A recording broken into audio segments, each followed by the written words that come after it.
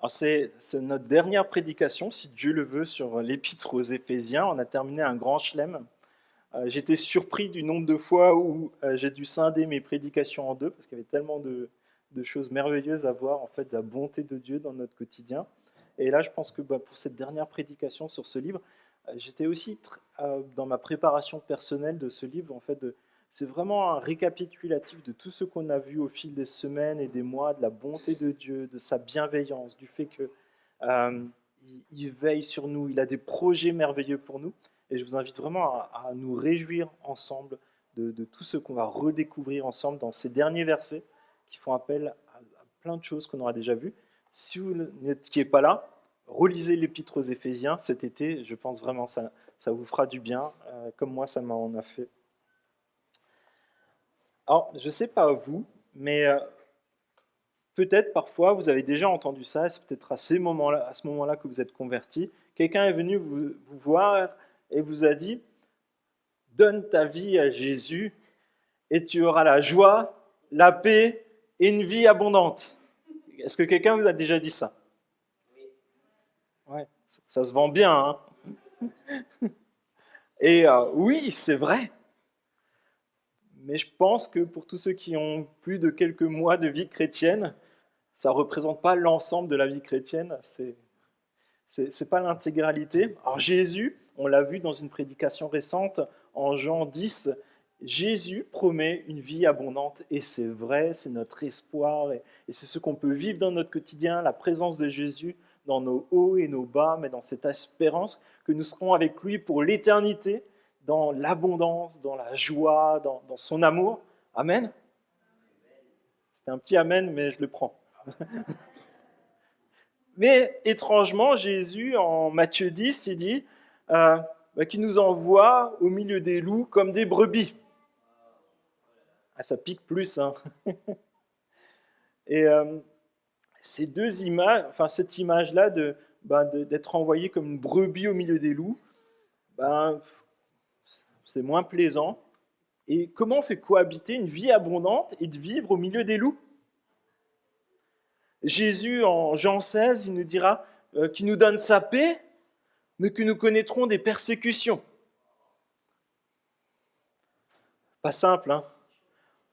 On peut se poser cette question, mais si Jésus il a remporté la victoire à la croix, c'est ce qu'on prêche semaine après semaine, pourquoi est-ce que je connais encore des combats dans mon quotidien? Pourquoi, si Jésus est vainqueur, moi j'ai encore des combats à mener? Pourquoi est-ce que je n'ai pas toute cette abondance dont il est question dans la Bible? Vous savez, lors de la Seconde Guerre mondiale, il y a eu le débarquement des forces alliées en Normandie le 6 juin 1944. On a appelé ça le jour J. C'est le fameux jour. Le jour où tout a commencé pour être libéré de l'invasion nazie. Et suite à cela, il y a eu des batailles assez sanglantes sur ces plages, sur aussi ces rochers qu'il a fallu escalader. Et encore des semaines et des mois après, il y avait encore des batailles sanglantes. Mais à un moment, il y a eu un changement qui a fait que les forces alliées ont commencé à prendre vraiment toute la possession du territoire et aller de plus en plus jusqu'en Allemagne et jusqu'aux portes de Berlin. Les troupes ont dû combattre pour le jour de la victoire qui était le 8 mai 1945, le jour de la victoire finale. Est-ce qu'après le 8 mai 1945, il y a peut-être encore eu quelques petits combats, mais c'était fini. La guerre en Europe était remportée. Et je vous propose de faire un parallèle, même s'il est imparfait, mais Jésus, lui aussi, il a débarqué. Il a débarqué dans ce monde à l'année 0, l'année A, et il a remporté une victoire décisive à la croix par sa résurrection. Amen. Ah. Donc, certains n'ont pas beaucoup dormi, alors j'ai dit que je les tiendrais réveillés. Donc. Et là, Jésus, il a remporté cette victoire qui est décisive, la victoire est assurée. Et là, c'est maintenant comme si Jésus était aux portes de cette ville et qui disait maintenant, je vais encore attendre un peu pour que des hommes rebelles comme toi et comme moi, qui sont ennemis de Dieu, puissent sortir le drapeau blanc. Aller vers Jésus et se réconcilier avec lui. C'est ce temps que Jésus nous laisse maintenant depuis presque 2000 ans pour que nous puissions aller vers lui. La victoire est sûre et certaine et nous vivons ce temps de grâce, ce temps où aujourd'hui on peut encore lever ce drapeau blanc et dire « Moi, je veux suivre Jésus-Christ. Je veux abandonner ce qui ne lui plaît pas. Je veux abandonner la guerre contre lui. Je veux être en paix avec lui. Je veux vivre pour lui. Je veux être réconcilié avec lui. » Mais ça implique que durant ce temps, et dans le temps qu'on vit, peut-être ces derniers jours, ces dernières semaines, peut-être la semaine prochaine, nous vivons encore des combats. Et c'est là, c'est intéressant de se dire que la Bible a la solution dans ces combats. C'est pas quelqu'un qui va nous raconter, t'as qu'à te dire 3 fois par jour, tout va bien. Non, ça marche pas ce genre de choses. La vraie solution, elle se trouve dans la Bible et c'est ce qu'on va regarder ensemble aujourd'hui. Aujourd'hui, on va voir que nous pouvons tenir ferme par la force toute puissante de Dieu. Pas par mes forces, mais la force toute puissante de Dieu. Et on va voir ça sous 3 aspects. Tout d'abord, la force pour combattre, l'équipement pour combattre et la stratégie pour combattre. On a besoin de ces 3 choses. Et je vous invite à lire, si tu peux défiler pour me suivre en même temps. Donc, Éphésiens, chapitre 6, verset 10. Si vous avez la même Bible que moi, c'est la page 770. Enfin, mes frères et sœurs, fortifiez-vous dans le Seigneur et dans sa force toute puissante. Revêtez-vous de toutes les armes de Dieu afin de pouvoir tenir ferme contre les manœuvres du diable. En effet, ce n'est pas contre l'homme que nous avons à lutter, mais contre les puissances, contre les autorités, contre les souverains de ce monde des ténèbres, contre les esprits du mal dans les lieux célestes. C'est pourquoi prenez toutes les armes de Dieu afin de pouvoir résister dans le jour mauvais et tenir ferme après avoir tout surmonté. Tenez donc ferme, ayez autour de votre taille la vérité en guise de ceinture. Enfilez la cuirasse de justice. Mettez comme chaussure à vos pieds le zèle pour annoncer l'évangile de paix. Prenez en toutes circonstances le bouclier de la foi avec lequel vous pourrez éteindre toutes les flèches enflammées du mal. Faites aussi bon accueil au casque du salut et à l'épée de l'esprit, c'est-à-dire la parole de Dieu. Faites en tout temps par l'esprit toutes sortes de prières et de supplications. Veillez à cela avec une entière persévérance et en priant pour tous les saints. Priez pour moi, afin que lorsque j'ouvre la bouche, la parole me soit donnée pour faire connaître avec assurance le mystère de l'Évangile. C'est pour lui que je suis ambassadeur dans les chaînes. Priez que j'en parle avec assurance, comme je dois le faire. Afin que vous connaissiez, vous aussi, quelle est ma situation et ce que je fais, Tychik, le frère bien-aimé et qui est fidèle serviteur dans le Seigneur, vous informera de tout. Je l'envoie exprès vers vous pour que vous ayez de nos nouvelles et pour qu'il réconforte votre cœur. Que la paix et l'amour avec la foi soient donnés aux frères et sœurs de la part de Dieu, le Père du Seigneur Jésus-Christ. Que la grâce soit avec vous, avec tous ceux qui aiment notre Seigneur Jésus-Christ, d'un amour que rien ne peut corrompre. Amen.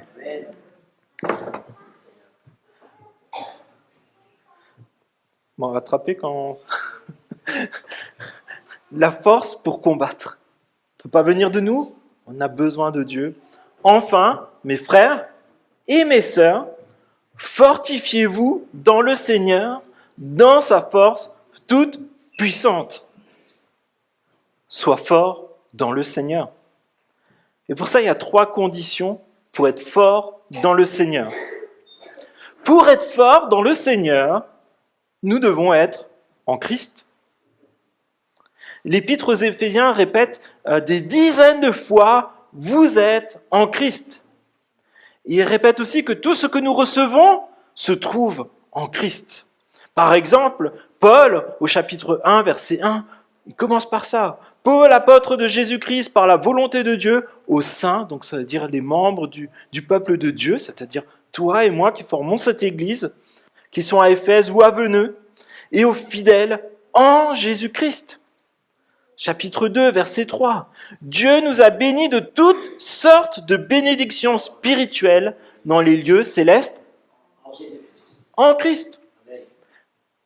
Chapitre 1, verset 5. Nous ayant prédestinés dans son amour à être ses enfants d'adoption par Jésus-Christ. Tout ce que nous l'avons en Jésus-Christ. Tout ce qui fait notre force, nous l'avons en Jésus-Christ. Et si nous voulons expérimenter la toute puissance de Dieu dans nos vies, vous avez envie d'expérimenter ça ? Amen. Nous avons besoin d'être en Christ. Et moi, ce qui me touche, c'est que Dieu, il permet que des non-croyants puissent expérimenter des miracles, des guérisons, des vies transformées, peut-être d'être délivrés d'addiction. Mais il y a une seule chose, un seul miracle que Dieu réserve à ceux qui se confient en Jésus-Christ, à ceux qui sont ses enfants. C'est Dieu lui-même qui vit en nous. Amen.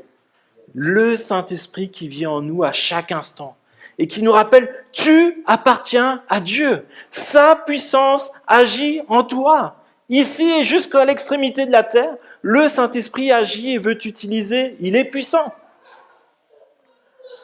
En Éphésiens 2, verset 4, « Mais Dieu est riche en compassion, à cause du grand amour dont il nous a aimés. Nous qui étions morts en raison de nos fautes, il nous a rendu la vie avec Christ. C'est par grâce que vous êtes sauvés. Il nous a ressuscités et fait asseoir avec lui dans les lieux célestes en Jésus-Christ. En effet, c'est par la grâce que vous êtes sauvés, par le moyen de la foi.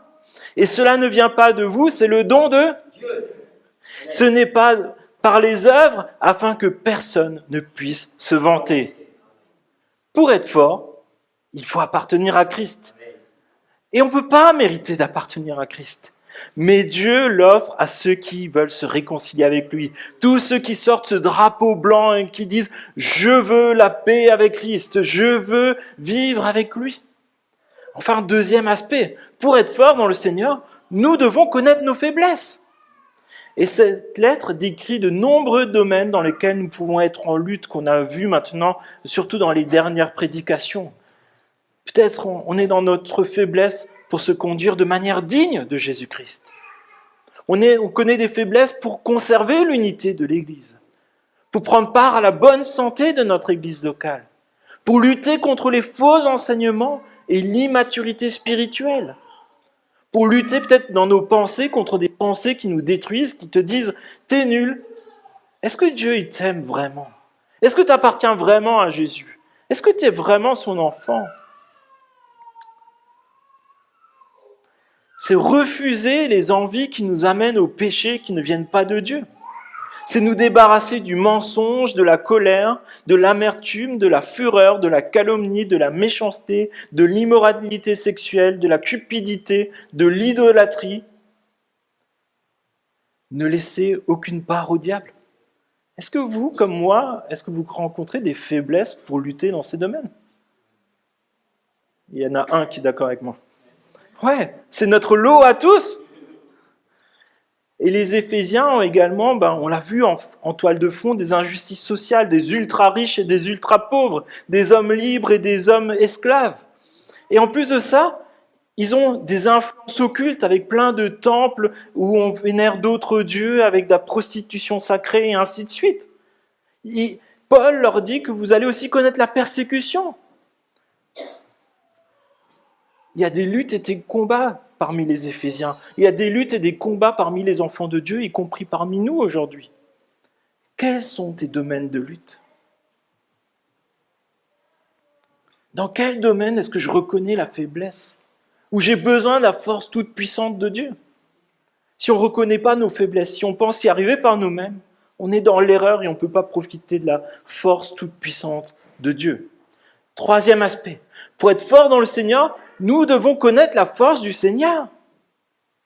Une fois, je discutais avec quelqu'un qui disait, voilà, j'ai mal là, et puis ça fait des mois. Et je dis, on peut prier pour ça. Elle me fait, mais on a déjà prié, mais je ne sais pas si Dieu il est assez puissant. Est-ce qu'il y a des moments dans nos vies où nous aussi, peut-être on ne le dira pas de cette façon, on se pose cette question, est-ce que Dieu il est assez puissant? Est-ce que Dieu il regarde à moi? J'ai envie de te dire, oui, Dieu est le créateur de tout l'univers. Il a créé des astres, il a créé les myriades d'étoiles, il a créé tous les détails de la nature qui se trouvent autour de toi, il est assez puissant. Dieu a prévu des plans des centaines et des milliers d'années à l'avance et ils s'accomplissent. Dieu est tout puissant. Dieu est tout puissant. Il n'y a personne qui est plus puissant. Rien n'est impossible à Dieu. Verset 11. Bon, essayez de me rattraper. Revêtez-vous de toutes les armes de Dieu, afin de pouvoir tenir ferme contre les manœuvres du diable. Soyez forts dans le Seigneur, revêtez-vous de toutes les armes, afin de tenir ferme contre l'ennemi. Au chapitre 4, verset 24, il est dit « Vous avez appris ». Donc à vous dépouiller de l'homme mauvais et ainsi de suite. Mais vous avez aussi appris cela. Vous avez appris à vous revêtir de l'homme nouveau, créé selon Dieu, dans une justice et une sainteté que produit la vérité. Vous avez appris. C'est ce qu'on fait dimanche après dimanche, semaine après semaine. À chaque fois qu'on ouvre notre Bible, nous apprenons à nous revêtir de l'homme de Dieu. Nous revêtir de cet habit qui nous fait ressembler à Jésus-Christ, qui nous permet de nous approcher de Dieu dans sa sainteté. C'est pas par nos propres forces, mais nous pouvons tenir ferme dans la sainteté, la justice et la vérité, parce que nous savons que cette force-là vient de Dieu. Nous avons besoin des armes de Dieu. Nous avons besoin de lui ressembler de plus en plus. Verset 12. En effet, ce n'est pas contre l'homme que nous avons à lutter, mais contre les puissances, contre les autorités, contre les souverains de ce monde de ténèbres, contre les esprits du mal dans les lieux célestes. Ça, c'est un verset qui me parle souvent. Vous savez, quand il y a quelqu'un qui te casse les pieds, qui tous les jours vient peut-être au travail et te fait la mauvaise blague, mais juste celle qui te pique suffisamment pour te pourrir la journée. Vous avez quelqu'un comme ça dans votre entourage ? Ouais, ça. Et c'est là que tu peux dire, je veux pas me battre contre cette personne-là. Je veux me battre pour la gloire de Dieu et que cette personne rencontre Christ. Qu'elle puisse connaître la vérité, être libérée de ce qui l'a détruit et détruit ce qui la côtoie. C'est un choix, mais ce choix-là, il se fera quand on regarde à Dieu, quand on ouvre notre Bible et qu'on dit « c'est ça la vérité ». Nous avons souvent le réflexe de vouloir répondre aux agressions par des paroles et des actes. Vous savez, quelqu'un vous fait ça, le matin, vous avez plutôt envie de lui mettre du sel dans le café. Personne ne l'a fait, j'espère. Mais on ne veut pas combattre contre des personnes, mais contre des esprits mauvais, un monde corrompu. Et en se rappelant que le péché, il a imbibé tout ce qu'on peut connaître dans ce monde, mais que Dieu a quand même gardé des belles choses pour permettre à chacun de pouvoir le connaître. Que ce soit la nature, que ce soit peut-être la bonté que Dieu a quand même mis dans chaque homme. Mais notre principal combat est de faire la volonté de Dieu, lui obéir et prendre part à l'œuvre de Dieu et vivre dans la vérité. Et le combat se déroule dans le monde invisible. Il se déroule lorsqu'on se met à genoux et qu'on prie. Je pense que nous en avons vraiment besoin de nous rappeler ces choses-là. Pour nous-mêmes, pour nos familles, pour notre Église. C'est quand la dernière fois qu'on s'est mis à genoux pour notre Église? Pour un frère, pour une sœur. Verset 13.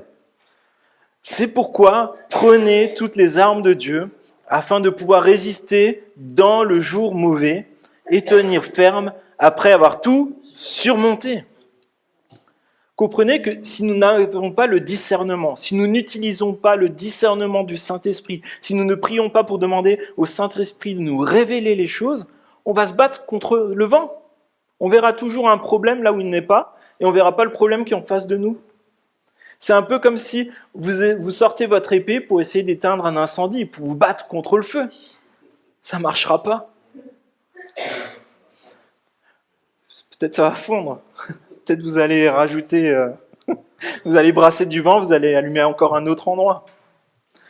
Pour tenir ferme dans le monde spirituel, nous avons besoin de toutes les armes de Dieu et nous avons besoin des bonnes armes. Car le jour du retour de Jésus, jusqu'au jour du retour de Jésus, chaque jour est mauvais. Il y en a des mieux et des moins bien, mais chaque jour est mauvais parce qu'on vit encore dans le péché. Tout est imprégné du péché. Et c'est là qu'on a besoin de se dire, j'ai besoin de tenir ferme. Et ça consiste à me laisser équiper par Dieu, à persévérer chaque jour dans le bon combat.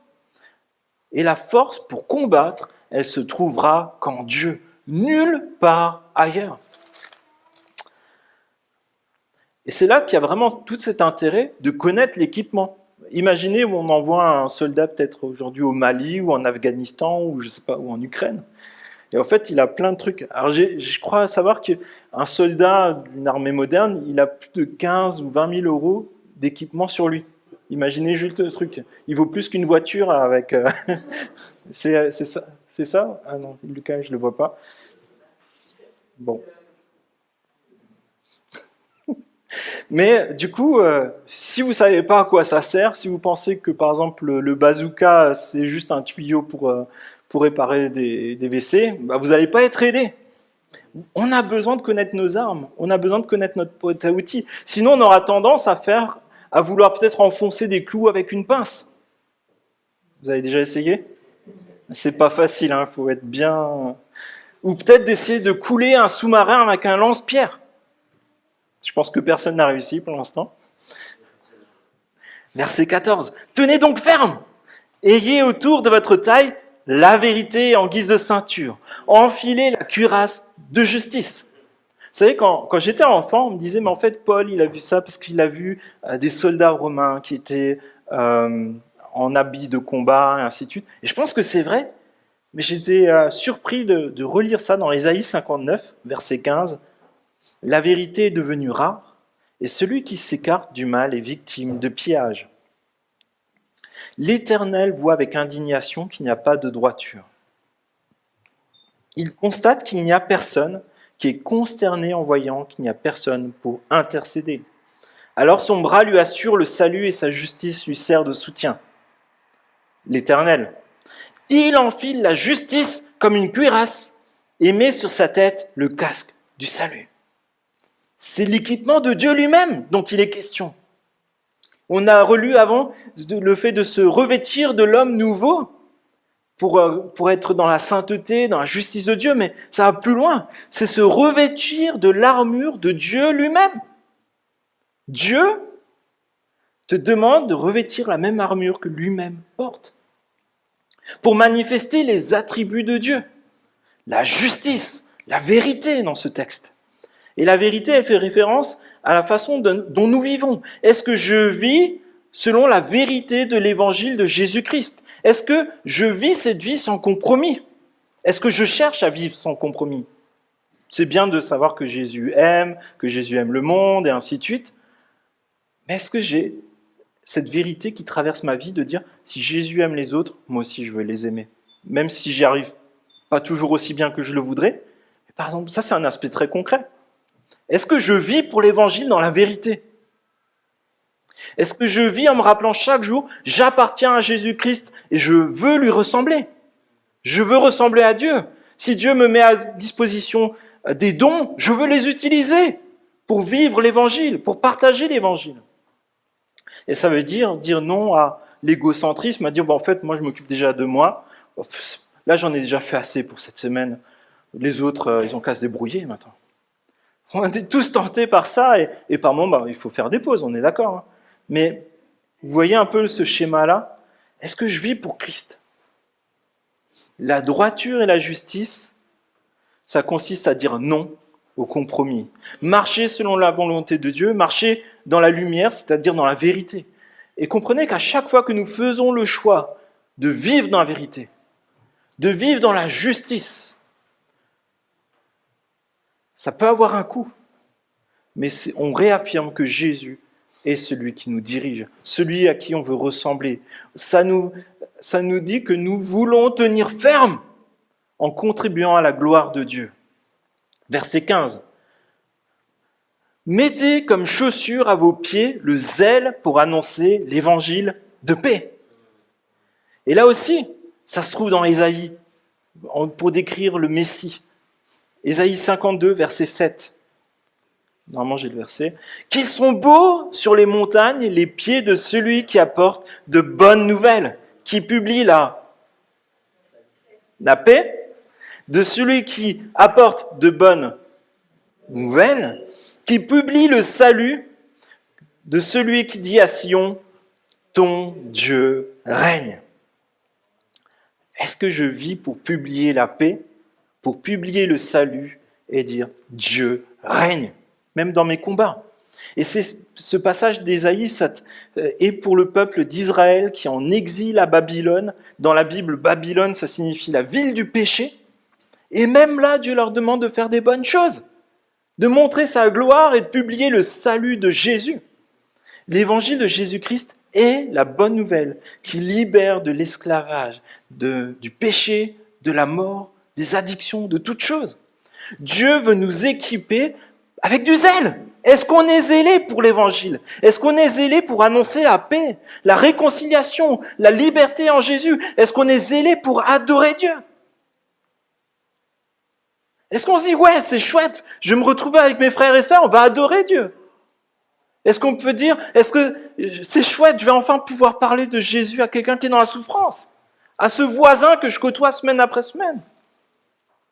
Est-ce qu'on a ce feu de Dieu en nous? Est-ce qu'on le veut, ce feu de Dieu? Est-ce qu'on a suffisamment de compassion pour ceux qui vivent dans l'esclavage du péché, qui n'ont aucun espoir? Est-ce que je suis disponible pour Dieu, pour vivre pour lui, pour partager la bonne nouvelle de l'Évangile? Est-ce que je suis disponible? Verset 16. Prenez en toutes circonstances le bouclier de la foi, avec lequel vous pourrez éteindre toutes les flèches enflammées du mal. Le bouclier, il a cette particularité d'être à la fois une arme défensive pour se défendre et une arme offensive pour attaquer.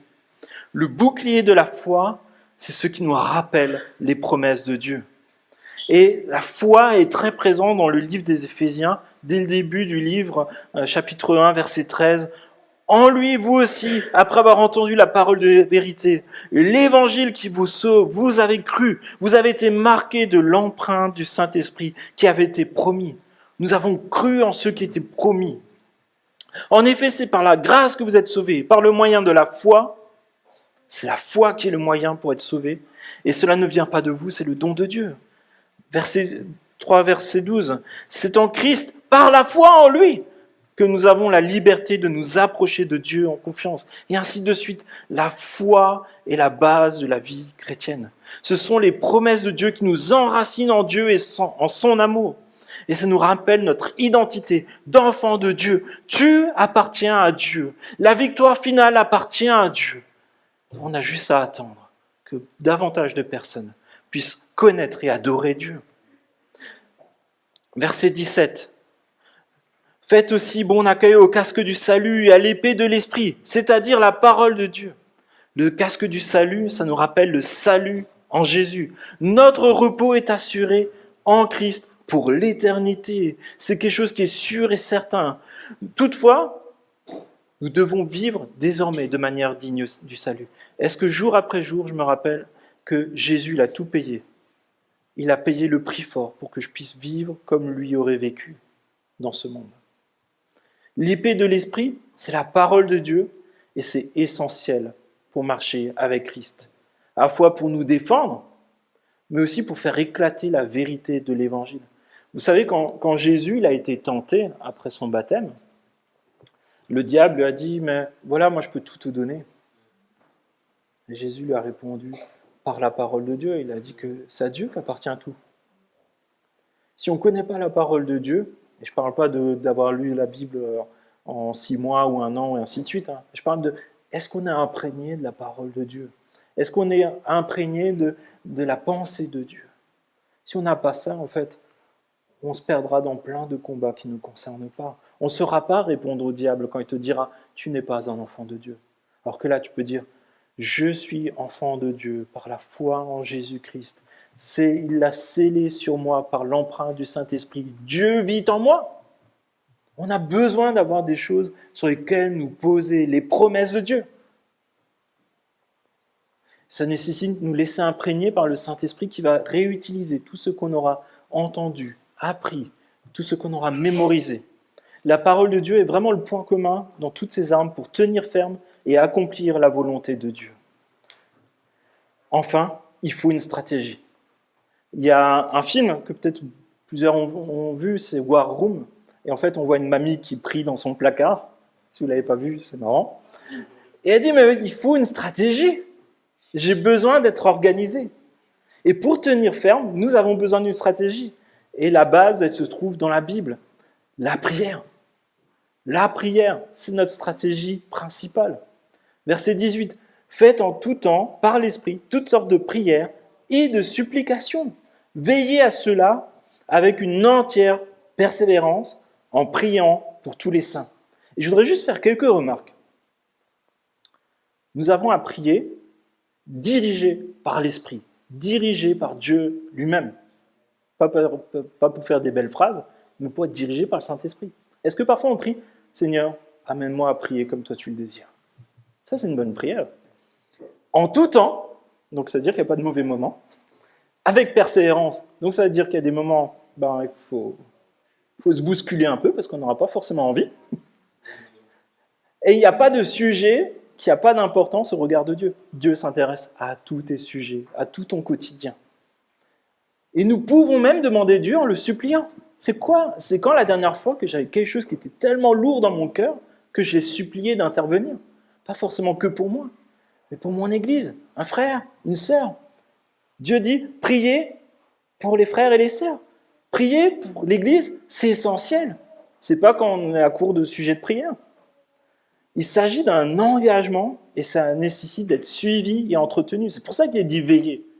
Pourquoi on se retrouve au moins une fois par mois juste pour prier et louer Dieu? C'est parce qu'on veut veiller ensemble. C'est pas pour les ultra-spies, c'est pour les enfants de Dieu qu'on se retrouve pour louer Dieu. Peut-être ça peut être de prendre un carnet pour noter les sujets, les exaucements. On a des carnets de prière pour les femmes, bientôt pour les enfants. Des livres pour la prière, on a des groupes de maison, on a plein de choses qui existent. Mais est-ce que je suis prêt? Est-ce que je suis disponible pour prier? Est-ce que j'ai une stratégie?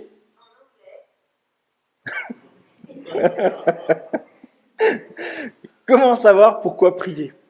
Nous pouvons prier pour tous les détails de nos vies. Nous pouvons prier pour les sujets des uns et des autres. Et nous pouvons prier pour tenir ferme dans la justice, la droiture, nous rappeler les promesses de Dieu, les proclamer. Je proclame que j'appartiens à Jésus-Christ. Notre zèle pour partager l'évangile et vivre l'évangile, ça ne sera pas toujours facile, mais on peut prier pour que Dieu nous donne cette possibilité-là. Je vous l'avais déjà dit. Les fois où je priais en disant permets-moi aujourd'hui de partager l'évangile avec quelqu'un, Dieu assez régulièrement me mettait en face de personnes, je pense qu'ils n'ont jamais croisé un chrétien. Mais est-ce que je suis disponible pour me laisser bousculer? Et Paul nous ouvre son cœur et nous livre ses grandes préoccupations, et je pense que ça peut vraiment nous toucher. Verset 19. Priez pour moi, afin que lorsque j'ouvre la bouche, la parole me soit donnée pour faire connaître avec assurance le mystère de l'évangile. Je crois que c'est tous les prédicateurs, tous ceux qui partagent la parole de Dieu, ils ont ce fardeau-là. Et je pense que quand Paul le dit, c'est vraiment que ça lui pèse. Est-ce qu'on prie pour nos prédicateurs, ceux qui enseignent? C'est pour lui que je suis ambassadeur dans les chaînes. Il est ambassadeur de Jésus, mais pas comme il le voudrait, il est enchaîné. Littéralement, je pense. Priez pour que j'en parle avec assurance, comme je dois le faire. Il y a un gars qui est au fond d'une prison, enchaîné dans la pénombre, qui dit « Priez pour que je puisse annoncer l'évangile ». Il ne dit pas « Priez pour que je puisse sortir de la prison ou ainsi de suite. Il dit « Priez pour que je puisse faire mon job d'ambassadeur ». Et j'ai une nouvelle pour toi, tu es aussi un ambassadeur là où tu te trouves. Dieu t'envoie pour partager l'évangile, pour partager son amour. Et Paul est envoyé jusque devant l'empereur de Rome. Il est enchaîné, mais il prie. Et il demande à toute l'Église de prier pour qu'il puisse annoncer l'évangile, même si les conditions ne sont pas les plus favorables. Il prie pour connaître le vrai combat dans lequel il doit s'engager, de faire confiance à Dieu dans tous ces domaines-là. Être conscient des objectifs de Dieu dans nos vies, c'est essentiel. Sinon, on pourra passer à plein de petits sujets qui ne sont pas essentiels. On peut tout prier pour Dieu, mais est-ce que ce qui est vraiment essentiel, vivre selon la parole de Dieu, est-ce que c'est mon sujet de prière principal? Et Paul ne demande pas à sortir de prison. Il demande à faire son job. Moi, je pense que c'est vraiment cette prière simple qu'on peut faire tous les jours. Aide-moi à être l'enfant de Dieu que tu veux que je sois, peu importe les circonstances. Et c'est pour ça que nous avons besoin d'assurance. Si Paul le demande alors qu'il connaît bien sa Bible, il a connu plein de souffrances et il s'est relevé, s'il demande de prier avec assurance, c'est que nous aussi on a besoin d'avoir cette assurance, que nous appartenons à Dieu et que nous avons été choisis par Dieu pour faire notre job dans notre quotidien. Ça nécessite du zèle, de la fidélité, vivre dans la vérité et proclamer la bonne nouvelle de l'Évangile. Et enfin, il envoie Tychik pour qu'il partage, la situation de Paul. Et je voudrais juste faire 2 remarques. Lorsque nous prions pour un besoin, nous pouvons, sans dévoiler tous les détails de notre vie, quand même partager ce qui permet de prier convenablement. Parfois, il y a des personnes qui me disent « En fait, j'étais à l'hôpital pendant 2 semaines, mais ça fait 3 semaines que je suis rentré. On n'a pas pu prier pour toi, c'est dommage quand même. » Ça permet aussi de pouvoir nous émerveiller lorsque Dieu répond. Nous émerveiller aussi de comment Dieu, par exemple, t'a soutenu quand tu étais à l'hôpital, quand c'était difficile. Ne prive pas l'Église de pouvoir prier pour toi et de nous émerveiller de comment Dieu a répondu. Et enfin, on peut vraiment prier pour être associé au projet de Dieu dans le monde et dans notre région. Et je vois que là, il y a vraiment ce cœur à cœur où Paul dit pour que ces nouvelles, pour que vous ayez des nouvelles et pour qu'il réconforte votre cœur. Lorsqu'on voit Dieu agir, notre cœur est réconforté. Parce qu'on sait que ce n'est pas notre problème, c'est celui de Dieu. Nous, on a simplement besoin d'être là. Verset 23, que la paix et l'amour avec la foi soient donnés aux frères et aux sœurs de la part de Dieu et le Père, de Dieu le Père et du Seigneur Jésus-Christ. Verset 24, que la grâce soit avec vous tous qui aiment notre Seigneur Jésus-Christ d'un amour qui ne peut se corrompre. Et là, je crois qu'il y a 5 bénédictions qu'on peut prier pour notre Église, que Paul a prié pour cette Église d'Éphèse. La paix, l'amour, la foi, la grâce et la persévérance. C'est juste pour expliquer la grâce, c'est de nous rappeler qu'on n'est pas toujours au top, mais qu'on peut toujours se relever, qu'on est faible, mais que Dieu, il est tout puissant, et c'est ça la grâce. Et c'est ça une stratégie qui est définie selon la Bible pour mener le combat de la bonne manière, jour après jour, semaine après semaine, et aussi dans les défis que vit notre Église peut-être depuis des années, des mois, nous pouvons combattre avec les forces que Dieu nous donne, en nous rappelant que Dieu est tout puissant. Peut-être dans notre vie, on connaîtra des persécutions, des échecs, des trahisons, des désillusions, des doutes. Et on aura nécessairement le sentiment d'avoir une vie à contre-courant de tout le monde. Mais c'est la vie chrétienne. Jésus nous a prévenus. Et on ne peut pas esquiver le combat. Je sais qu'on est tenté par ça. Moi, je suis tenté par ça. Mais on ne peut pas l'esquiver. Mais on peut s'y préparer, individuellement et collectivement. Et la clé se trouve dans notre dépendance à Dieu. Dire, moi, ça ne dépend pas de moi, mais je m'attends à toi. Tant qu'on n'a pas lâché prise et qu'on n'a pas confié à Dieu, on ne peut pas vraiment expérimenter l'intervention miraculeuse de Dieu, je pense. Après, c'est la connaissance personnelle de notre Sauveur, Savoir que s'il nous a sauvés pour l'éternité, il est aussi là avec nous aujourd'hui. C'est le choix de persévérer lorsque c'est difficile. Mais aussi peut-être parfois quand on a une sensation de lassitude. Je ne sais pas si vous avez ça, mais en tout cas, je trouve que depuis le mois de février, c'est quand même difficile. C'est un vrai choix de persévérer, même dans la fréquentation de l'église. Il fait de nouveau beau, ça fait peut-être 2 ans qu'on n'a pas vu des amis, la famille, ainsi de suite, et c'est bien d'aller faire une visite. Mais est-ce qu'à un moment, j'ai vraiment mis les choses essentielles aussi pour garder ce qui est important dans mon quotidien? Dans la prière, la lecture de la Bible, la fréquentation de l'église locale, le partage de l'évangile à mes amis, mes voisins.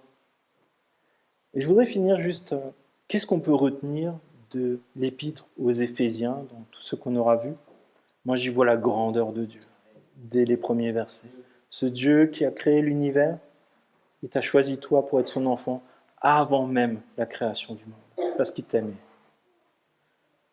Ma place d'enfant de Dieu, mon identité, c'est pas ce que les autres pensent de moi, mon job, mon niveau d'études, où j'habite.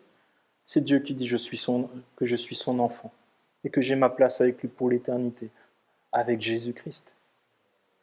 Et aussi, ce qui est fort, c'est la place de l'Église dans la grande œuvre de Dieu. C'est un lieu de réconciliation entre les peuples, entre les ethnies, entre les nations, pour former un seul peuple, à la gloire de Dieu. Et c'est quelque chose qui se poursuivra jusque dans l'éternité. Ce que tu as investi aujourd'hui dans ton Église, c'est ce qui restera pour l'éternité encore. Et je vous invite à prier. Et Père, je te remercie parce que tu nous as permis d'être tout à nouveau émerveillés par cette épître aux Éphésiens où tu nous rappelles ta grandeur, tu nous rappelles ton amour, tu nous rappelles tes plans magnifiques et éternels pour nous. Et je te prie, s'il te plaît, que tu nous donnes la force et la joie et le zèle de demeurer ferme en toi, de demeurer ferme dans notre marche chrétienne. Je te prie, s'il te plaît, que nous puissions avoir la force qui vient de toi, que nous puissions avoir toutes les armes que tu nous donnes pour résister lorsque les jours sont mauvais, pour persévérer dans la vie chrétienne, dans l'annonce de l'Évangile.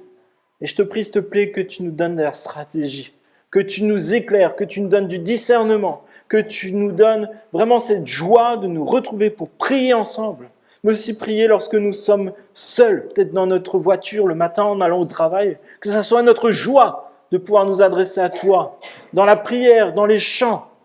Et Seigneur, je te prie pour notre Église, je te prie que ta gloire soit magnifiée au milieu de nous, que nous soyons brûlants pour toi. Seigneur, que nous soyons tes adorateurs et que nous soyons guidés par ton esprit, non par nos forces, mais par ton esprit. Je te prie dans le nom de Jésus. Amen.